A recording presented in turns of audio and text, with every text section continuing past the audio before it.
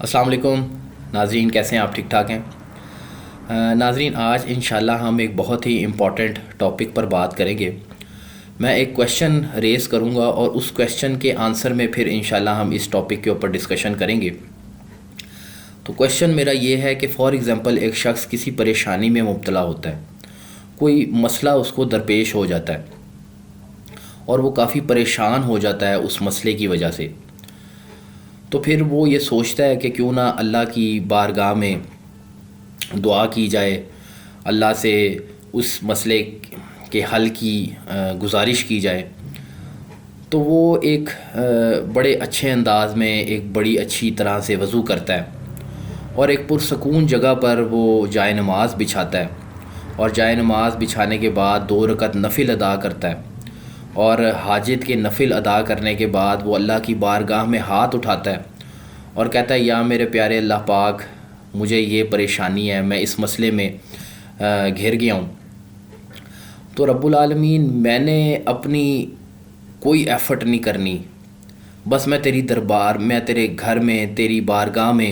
حاضر ہو گیا ہوں، اب تو میری مدد فرما۔ اب میں نے یہ تمام مسئلہ جو ہے تجھ پر چھوڑ دیا، یا رب العالمین تو میری مدد فرما۔ اب آپ یہ دیکھیں، اس نے بڑی اچھی وضو کی، اس نے 2 رکعت نفل حاجت کے ادا کیے اور اللہ کی بارگاہ میں اس نے دعا کی، لیکن خود اپنے عمل سے کوئی ایفرٹ نہیں کی اس مسئلے کے حل کے لیے۔ تو میرا سوال آپ لوگوں سے یہ ہے کہ کیا اس شخص کی مدد اللہ کی طرف سے آئے گی؟ یا یوں کہہ لیں، اس سوال کو اس طرح سے کر لیتے ہیں ٹرانسفارم، کہ کیا اللہ ایسے شخص کی مدد کرے گا یا اس کی مدد آنی چاہیے؟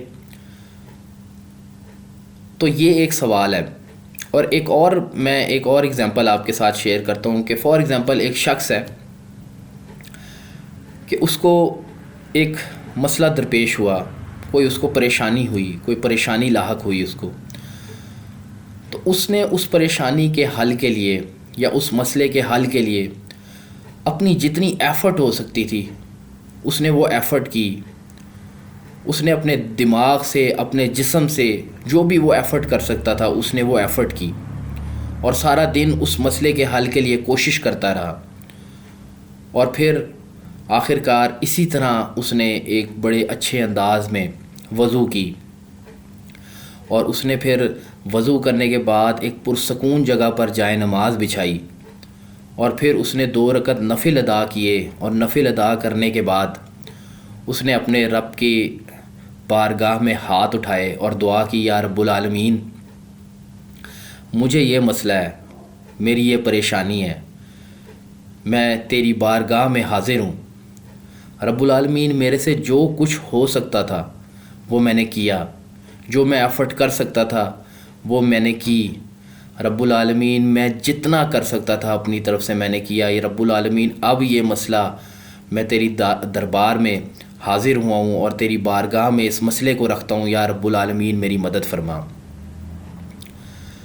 تو میرے بھائیوں، میرے بزرگوں، میرے اللہ کی شان ایسی ہے کہ تم نے تھوڑی سی بھی ایفرٹ کی تو وہ تمہاری ایفرٹ کو بڑھا دیتا ہے، وہ تمہاری مدد کو آ جاتا ہے۔ تو میں آپ کو بتاؤں کہ جو شخص محنت کرتا ہے، کوشش کرتا ہے، اپنے مسئلوں کو حل کرنے کے لیے ایفرٹ کرتا ہے، اور پھر اپنی